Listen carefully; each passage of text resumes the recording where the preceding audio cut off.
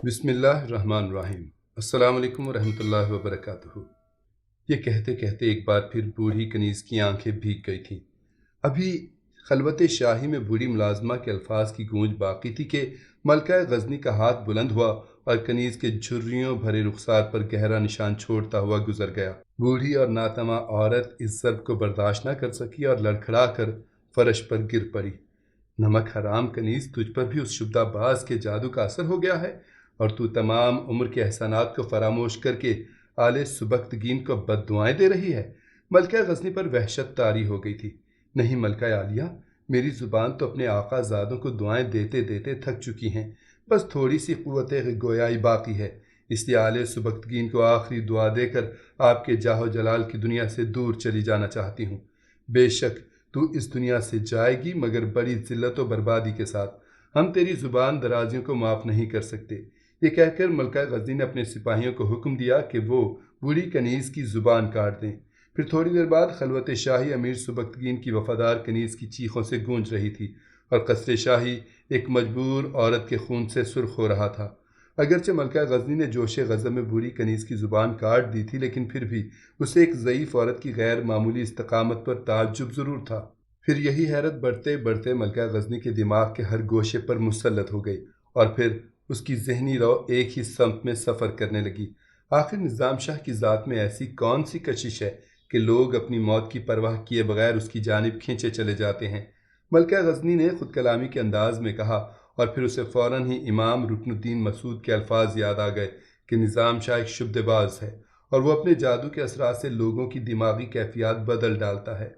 मलिका गज़नी ने सोचा कि बूढ़ी कनीज़ भी निज़ाम शाह के इस जादू के ज़ेर असर है और इसी वजह से इंतहाई जुल्म व तशद्दुद का हंसी खुशी बर्दाश्त करने पर आमादा हो गई थी।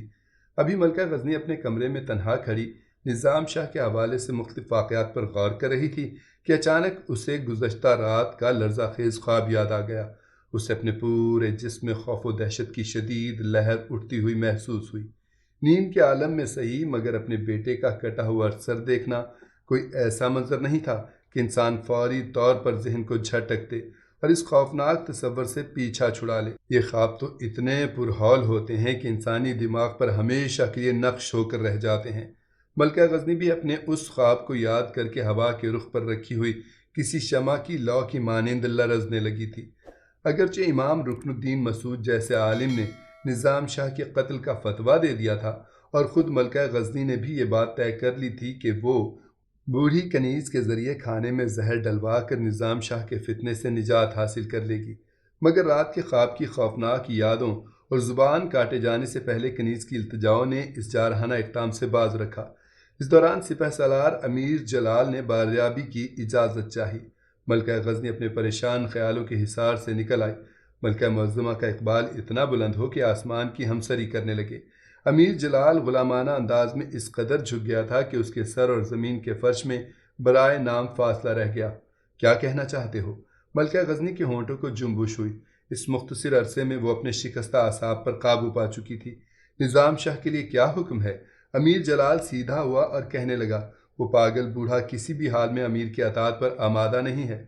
मलका गज़नी की इजाज़त हो तो उसे ज़िंदगी की क़ैद से आज़ाद कर दिया जाए। अमीर जलाल को तवक्को थी कि इसकी बात सुनते ही मलका गज़नी निज़ाम शाह के कत्ल का हुक्म सादिर कर देगी, मगर वो उस वक्त हैरान रह गया जब मलका गज़नी ने किसी तरद्दुद और हिचकिचाहट के बगैर कहा, उसे उसके हाल पर छोड़ दो। क्या उसके जिस्म को जंजीरों से आज़ाद कर दूँ? फरते हैरत से अमीर जलाल की आंखें खुली की खुली रह गई थीं। और क्या उसे ज़िंदान की तारीकियों से निकाल कर दिन के उजालों की तरफ जाने दूँ? अमीर जलाल की आवाज़ से इर्ताश नुमाया था। हाँ, उसकी जंजीरें खोल दो और तशद्दुद का सिलसिला बंद कर दो। मलिका गज़नी ने सर्द लहजे में कहा, मगर अभी उसे ज़िंदान में रहने दो कि वो बाहर जाएगा तो लोग नई गुमराही में मुब्तला हो जाएंगे।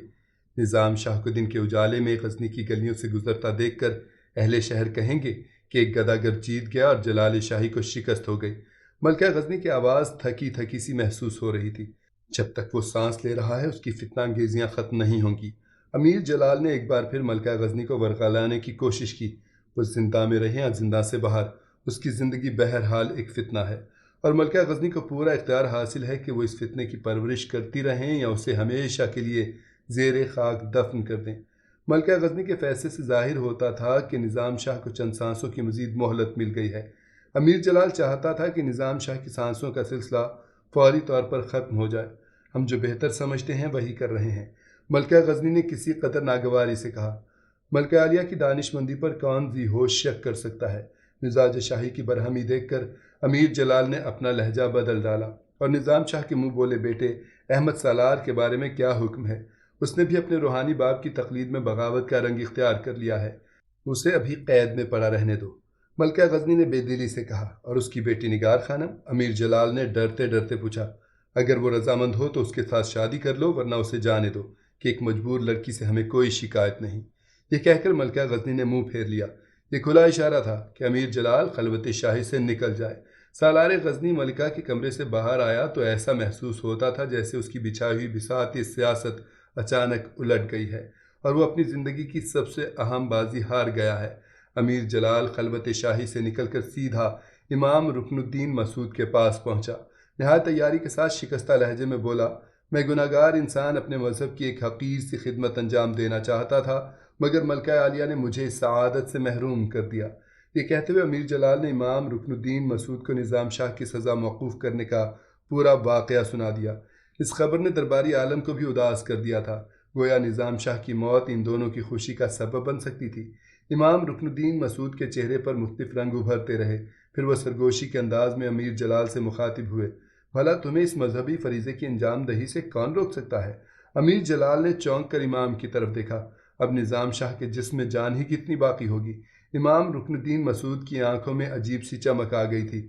تمہارے ہاتھوں کی ہلکی سی جنبش بھی اس کی زندگی کا خاتمہ کر سکتی ہے۔ حیرت کی زیادتی سے امیر جلال کی آنکھیں مزید پھیل گئی تھیں۔ اب تک تم نے نظام شاہ پر جس قدر تشدد کیا ہے اس میں ملکہ عالیہ کی رضا شامل تھی۔ امام رکن الدین مسعود نے بڑی ہوشیاری سے امیر جلال کو نظام شاہ کے قتل کے لیے نیا راستہ دکھایا۔ تم بڑی مضبوط دلیل کے ساتھ کہہ سکتے ہو کہ وہ بوڑھا شخص زخموں کی تاب نہ لا کر مر گیا۔ زندان کی تاریکی میں تمہیں دیکھنے والا کون ہوگا؟ اب پتھر کے در و دیوار تو اس قابل نہیں کہ وہ تمہارے خلاف گواہی دے سکے، اور اگر بالفرض محال گواہی دے بھی دی تو اس گواہی کو کون تسلیم کرے گا؟ امام رکن الدین مسعود کی گفتگو میں بڑی جارحیت تھی۔ ملکہ عالیہ فطرتاً ایک رحم دل عورت ہیں، اس لیے انہوں نے نظام شاہ کا بہتا ہوا خون دیکھ کر اپنا فیصلہ بدل ڈالا ہے، مگر میں تمہیں اجازت دیتا ہوں کہ تم اس مذہبی فتنے کا خاتمہ کر کے اپنی زندگی کی سب سے بڑی سعادت حاصل کر لو۔ امام رکن الدین مسعود کا مشورہ سن کر امیر جلال کے چہرے پر مسرت و سرشاری کا رنگ ابھر آیا، جیسے اس نے میدان جنگ میں اپنے سخت جان حریف کو شکست دے دی ہو۔ امام کی نشست سے اٹھ کر امیر جلال اپنے مکان پر پہنچا۔ ایک کمرے میں قید نگار خانم سے مخاطب ہو کر بولا، تم نے کس چیز کا انتخاب کیا؟ سالار غزنی کا لہجہ امریت کی بھرپور عکاسی کر رہا تھا۔ میرے جمال کا یا میرے جلال کا؟ میں جواب دے چکی ہوں، نگار خانم نے بے نیازانہ کہا۔ اب میں کسی وضاحت کی ضرورت محسوس نہیں کرتی۔ اس کا مطلب ہے کہ تو نے میرے جلال کا انتخاب کر لیا۔ اب سالار غزنی کے لہجے میں بےہودگی بھی تھی اور صفاکی بھی۔ افسوس تو نے آبرومندانہ زندگی کا انتخاب نہیں کیا۔ امیر جلال کی آنکھوں میں ہوس کی پرچھائیاں لرز رہی تھیں۔ اب تو میری کنیز بن کر رہے گی، ایسی کنیز جس کے جسم پر مجھے پورا اختیار حاصل ہوگا۔ یہ محض تیری خام خیالی ہے۔ نگار خانم کے لہجے میں وہی بے نیازی تھی جیسے وہ اپنے گھر کی چار دیواری میں موجود ہو۔ سردار تبریز بھی یہی کہتا تھا۔ نگار خانم نے امیر جلال کو ماضی کا ایک عبرتناک قصہ یاد دلا دیا۔ مگر میں سردار تبریز نہیں ہوں، امیر جلال نے وحشیانہ انداز میں چیختے ہوئے کہا۔ تیری احمقانہ ضد تجھے بھی بے آبرو کر ڈالے گی اور تیرا پاگل باپ بھی کل صبح تک اپنی زندگی سے محروم ہو جائے گا۔ سالار غزنی نے اپنا ظالمانہ فیصلہ سنا دیا تھا۔ جو ہونا ہے وہ ہو کر رہے گا۔ نگار خانم نے امیر جلال کی آنکھوں میں آنکھیں ڈالتے ہوئے بڑی جرت مندی کے ساتھ کہا، انسان بے آبرو اس وقت ہوتا ہے جب رسوائی کے اس عمل میں اس کی اپنی رضامندی شامل ہو۔ اگر تو نے میرے جسم پر تصرف حاصل کر بھی لیا تو اس سے کیا فرق پڑے گا؟ دیکھنے والا تو دیکھ رہا ہے کہ میں کتنی مجبور ہوں۔ میں تجھے مجبوریوں سے نجات ہی تو دلانا چاہتا ہوں۔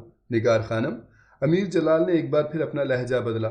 سالار غزنی کا خیال تھا کہ نگار خانم اس کی دھمکیوں سے مرعوب ہو گئی ہے۔ پہلے تو اپنے آپ سے تو نجات حاصل کر لے۔ یہ کہہ کر نگار خانم نے منہ پھیر لیا۔ اس کی آنکھوں میں ساری دنیا کی نفرتیں اور حقارتیں سمٹ آئی تھیں۔ میں تجھے تھوڑی سی مہلت اور دیتا ہوں۔ امیر جلال یکایک سلگتے ہوئے کوئلے کی طرح چیخ اٹھا، آج رات ہر بات کا فیصلہ ہو جائے گا۔ اب یہ تجھ پر منحصر ہے کہ تو صبح کے سورج کو گلے لگائے گی یا ان اندھیروں کو قبول کرے گی جن کا سلسلہ قبر میں پہنچ کر بھی ختم نہیں ہوتا۔ یہ کہہ کر امیر جلال کمرے سے نکل کر چلا گیا اور اس کے خدمتگاروں نے دوبارہ کمرے کو باہر سے مقفل کر دیا۔ امیر جلال نے اب تک شادی نہیں کی تھی، وہ ایک اوباش انسان تھا۔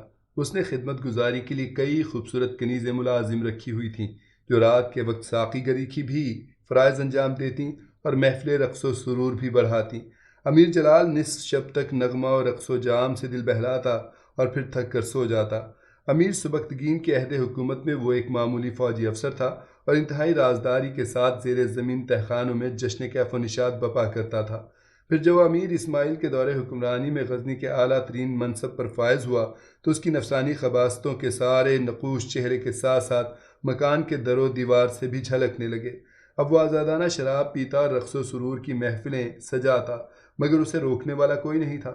امیر جلال جیسے بدمستوں کا احتساب کرنے والا سخت گیر حکمران سبکتگین قبر میں سو رہا تھا، اور اس وقت جو لوگ تخت غزنی پر جلوہ افروز تھے انہیں اس سے کوئی غرض نہیں تھی کہ اراکین سلطنت میں سے کون کس کردار کا حامل ہے۔ وہ تو بس یہی چاہتے تھے کہ لوگوں کی گردنیں ان کے آگے خم رہیں، چاہے وہ لوگ اپنی حوث کی تکمیل کے لیے بندگان خدا کے جسموں کو سروں سے محروم کر دیں یا ان کے پیرہن آبرو کی دھجیاں اڑا دیں۔ امیر جلال نے حکومت کی اسی بے حسی سے فائدہ اٹھاتے ہوئے نگار خانم کو یرغمال بنا لیا تھا۔ پھر جب ہر طرف رات کی تاریکی پھیل گئی تو امیر جلال زندان کی اس کال کوٹری کی طرف بڑھا جہاں نظام شاہ قید تھے۔ سالار غزنی نے پہرے داروں سے سوال کیا کہ وہ پاگل بوڑھا کس حال میں ہے۔ جواباً پہرے داروں نے کہا کہ وہ ابھی تک بے ہوش ہے۔ ملکہ عالیہ نے عذراء کرم اس کی سزا کو موقوف کر دیا ہے۔ امیر جلال نے اپنے ہاتھوں سے کال کوٹری کا دروازہ کھولتے ہوئے کہا، خبردار، اب اسے کوئی تکلیف نہ دینا۔ یہ کہہ کر امیر جلال اندر داخل ہوا اور اس نے دروازہ بند کر لیا۔ سالار غزنی کا منصوبہ یہ تھا کہ پہلے وہ نظام شاہ کو زنجیروں سے آزاد کرے گا اور پھر انتہائی زخمی بوڑھے کا گلا گھونٹ کر اس کی سانسوں کا سلسلہ منقطع کر دے گا۔ امیر جلال نے جلتی ہوئی مشعل کی روشنی میں دیکھا نظام شاہ زندان کے فرش پر بے ہوش پڑے تھے۔ سالار غزنی کو اپنا کام بہت آسان نظر آ رہا تھا۔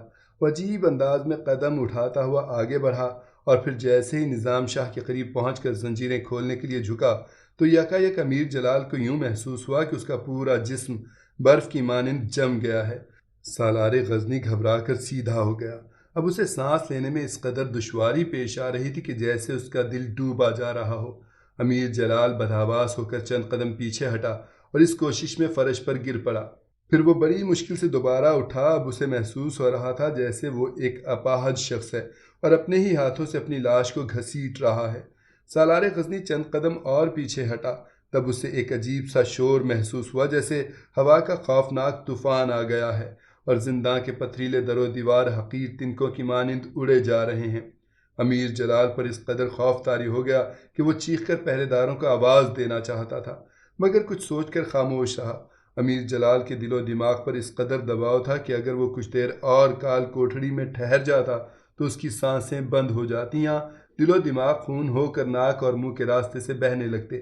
امیر جلال نے اسی میں عافیت سمجھی کہ وہ نظام شاہ کو چھوڑ کر بلا تاخیر باہر نکل جائے۔ پھر جب سالار غزنی دروازہ کھول کر باہر آیا تو حیرت انگیز طور پر اس کی جسمانی اور دماغی کیفیات میں تبدیلی آ چکی تھی۔ کیا تم نے کچھ دیر پہلے کسی قسم کا شور سنا تھا؟ امیر جلال نے پہرے داروں کو مخاطب کر کے کہا۔